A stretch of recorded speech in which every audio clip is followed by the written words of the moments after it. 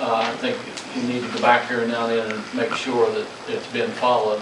And then it recommends the lawyer that's doing recommends that, you know, that either the staff at the school or the student handbook have some of these things. So we need to note those some way so we can look them up. And then I don't know what's going to happen, but you know, some of it says it's you know, in the state code and policy, and then some of it's like a Supreme Court ruling. So how do you know where to go, make sure you're doing the right thing? We actually talked about the procedures today. We had a staff meeting today. We talked about the need to develop a procedures manual because it's, you know, there are some things, I mean, the policy you have to follow, but the counties do, for instance, field trip policies, for example. Everybody has a policy, but they have a different way of actually, you know, how they handle field trips, what they approve, what they don't approve, and what guidelines have to be followed.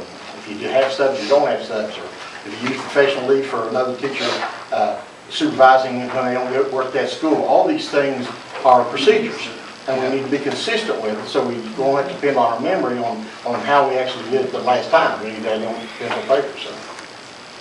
Yeah, there's quite a few there, but it's going to wipe down that manual or policy manual. Well, that section there was only on students. That is the student section. That's pretty extensive. And probably that new law that we're going to, or policy we need to work on, will cover a lot of this stuff. It is. It combines like 5 policies into one. Yeah.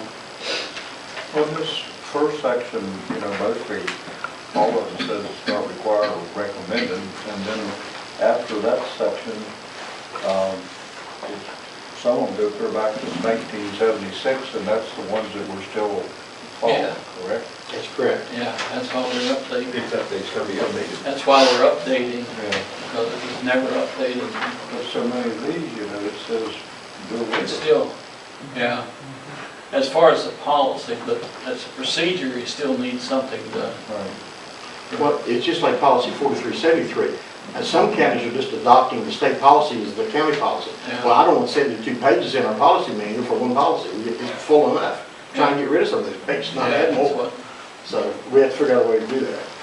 It's a kind of a slow process, but maybe we need to, you know, jack it up as fast as we can to get it finished.